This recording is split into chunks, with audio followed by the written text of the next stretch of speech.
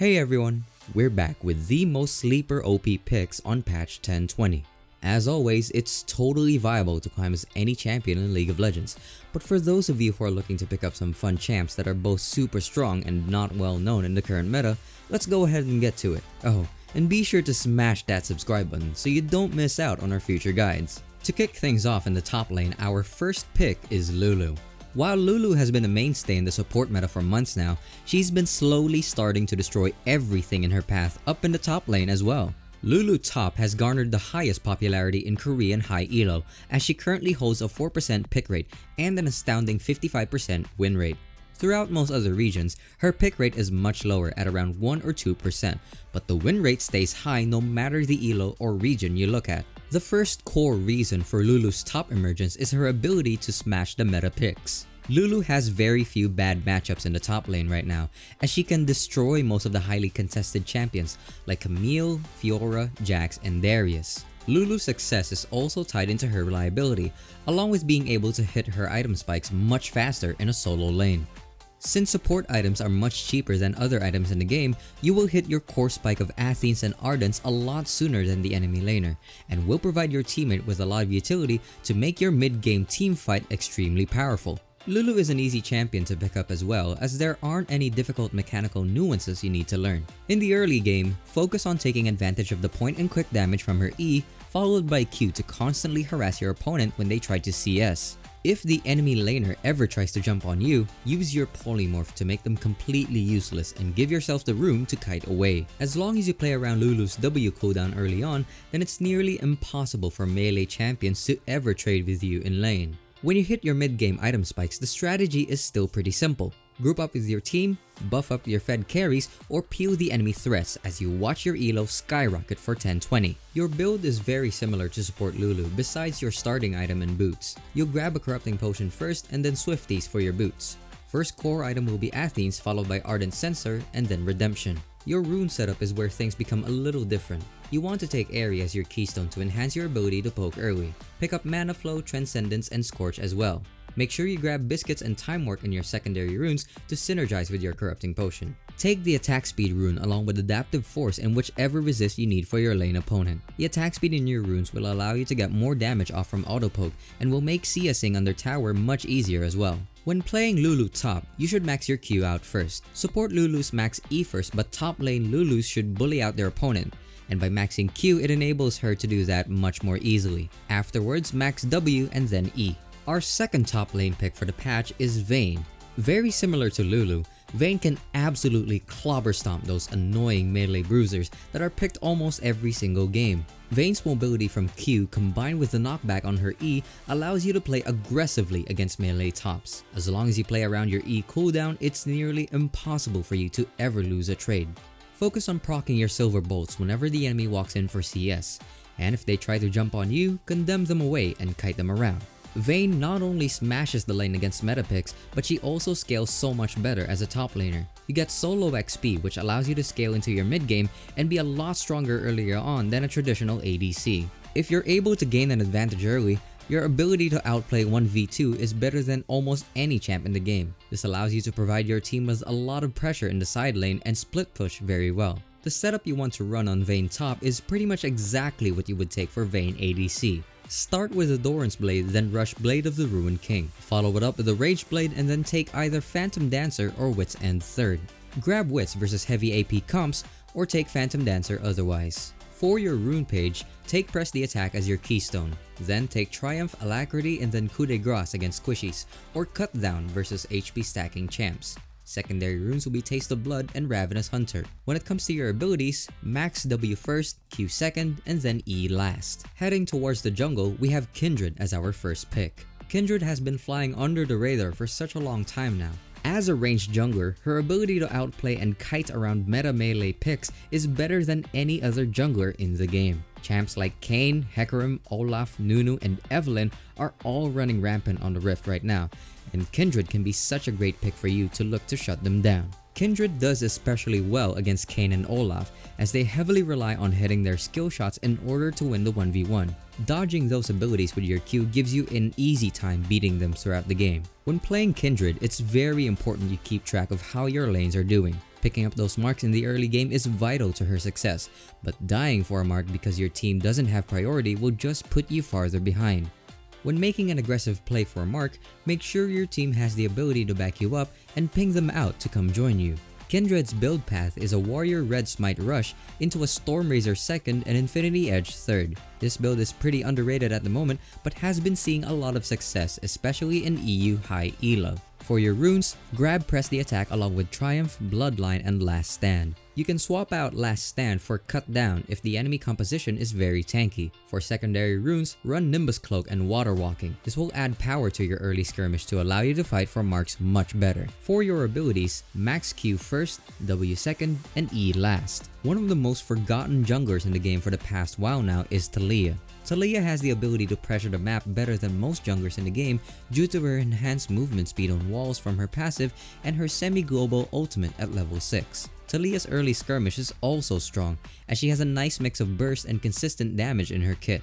A full combo onto an enemy can chunk them extremely hard, whereas the low cooldown on her Q allows her to win out on extended fights. Learning to combo your W and E is the most difficult yet rewarding part of picking up Taliyah. Playing around the fog of war and off of your teammates' crowd control are two ways to make it a lot easier to land. If you're ganking for a lane that has CC, try to wait for them to hit their abilities first as it makes it very easy for you to follow with your W and E. Once you hit level 6, you have the best gank pressure for any jungler in the game. Look to use your ult whenever it's off cooldown to snowball your lanes out of control. The most optimal build for Taliyah jungle right now is Runic Echo's Blue Smite with Liandry's and Rylai's. If the enemy team has a lot of healing, you can delay your Liandry's by picking up Morello 2nd. If the enemy team has a lot of dive or AD champs, then grabbing a Zhonya 2nd can allow you to survive a lot better. Take Dark Harvest as your keystone rune along with Cheap Shot, Eyeball Collector, and Ravenous Hunter. Run Precision secondary with Presence of Mind and Coup de Grace to give you some much needed mana sustain. For your abilities, max Q first, E second, and W last. Moving on to the mid lane, Renekton is our first pick. Renekton is a staple in the top lane, but he actually performs better in the mid lane. We have Renekton featured in the S tier for our mid lane tier list in 1020, and it's for a good reason.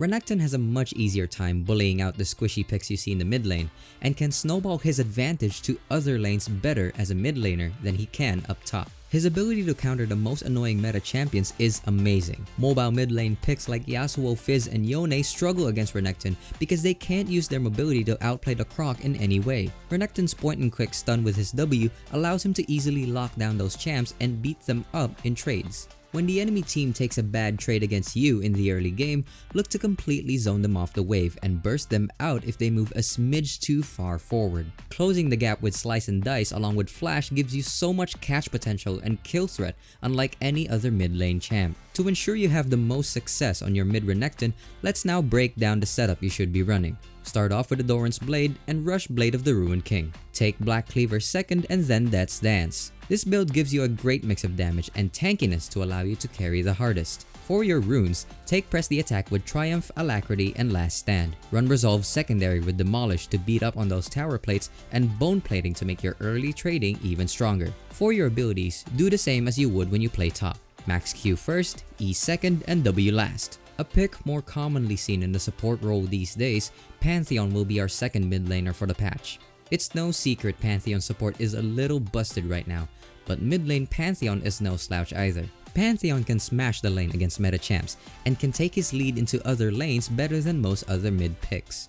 Like Renekton, Pantheon's point and quick CC with his W gives him the ability to easily lock down and engage onto his target if they move too far forward. Pantheon's all-in at level 3 is one of the most disgusting for any champion in the game, as all of his damage is point and quick, yet he hits like a truck and then takes no damage in return. In order to play Pantheon optimally, you want to engage with your empowered W, follow it up with an auto and a tap Q.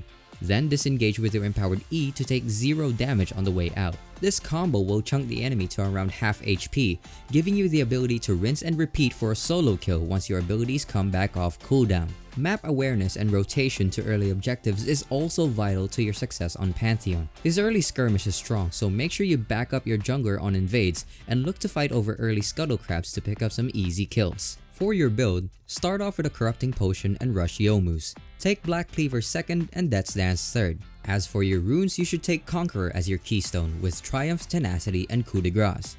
To make your early game skirmish even stronger, combine Biscuits with Time Warp Tonic for your secondary page. As for your abilities, max Q first, E second, and W last. Making our way down to the bot lane, first up in the carry role is Karthus. Karthus is featured in the S tier on our tier list for this patch. Despite his play rate being very low at the moment, it's no indication to his strength in the role. Karthus is actually an amazing carry bot pick, especially when your team is lacking AP damage, as you will get so much value out of your ultimate without any magic resist on your opponents. His isolation damage on his Q makes his early game all-in threat incredibly strong when paired with a CC support. Pantheon, Leona, and Nautilus are all highly contested right now, and if any one of them are paired up with Karthus, you should find yourself coming out of the lane phase with at least a few kills every single game. For your build, start with a Doran's Ring and rush Ludens. Take Leandris and Rabadons to finish up your core items. Also, look to pick up early Sorcerer Shoes to give yourself that magic penetration to amplify your damage.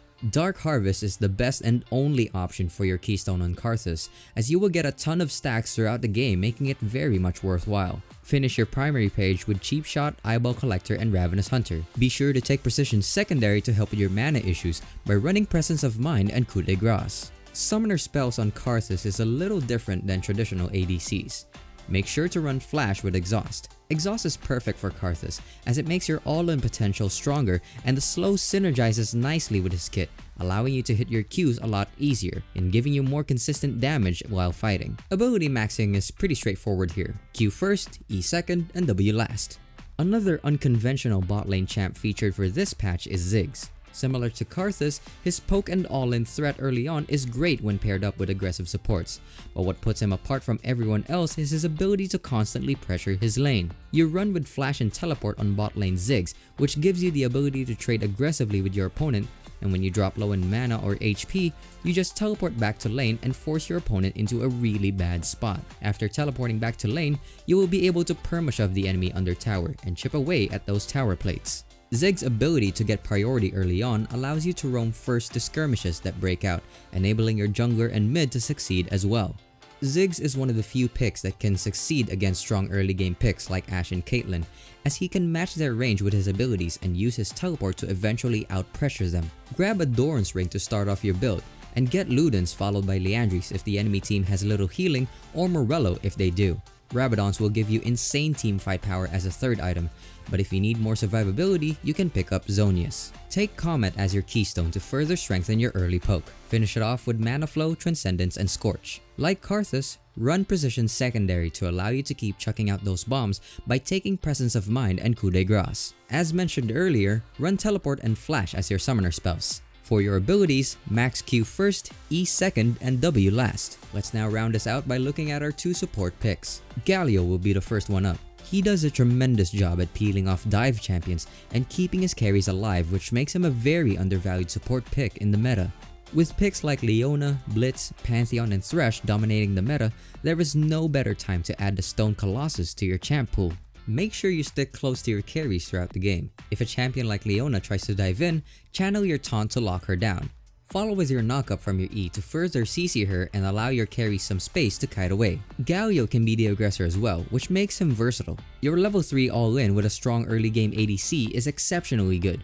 So if you see the enemy ADC out of position, engage with your E, then follow it up with your W and Q to pick them off and burst them out. Once you hit level 6, you can look for roam plays towards the mid lane, and follow up really well if your jungler is looking to make aggressive invades. The knockup and magic shield your ult provides gives you even more peel power and makes it difficult for dive champions to single out your carries. Your build on Galio will be very tank focused. Start off with a relic shield and then go towards a Knight's Vow and Stoneplate as your first two core items. For your third item, pick up a locket if the enemy team has a lot of burst, or redemption if they have more consistent damage. For your runes, Aftershock will be the best keystone option. Shield Bash, Bone Plating, and Unflinching will finish your primary tree. Your secondary runes will be Nimbus Cloak and Transcendence. Nimbus Cloak is great on Galio as it makes his flash taunt engages way more reliable. Ability maxing on Galio support is different from that of Galio mid. You actually want to max Q last. Go with W first and then E second for support.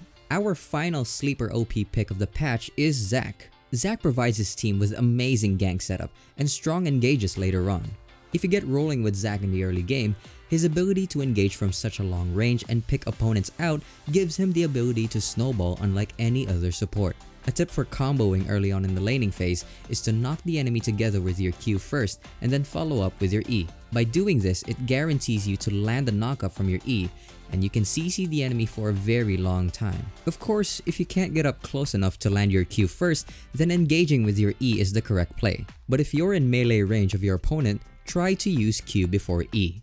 Zac's ability to both peel and engage makes him a flexible pick similar to Galio. Once you get level 6, your ultimate provides you with a knockup to smack the enemy away, and combined with the slap from his Q and knockup from E, you have plenty of CC to lock enemies down and keep your carry safe from dive threats. Be sure to look for roams towards mid as well.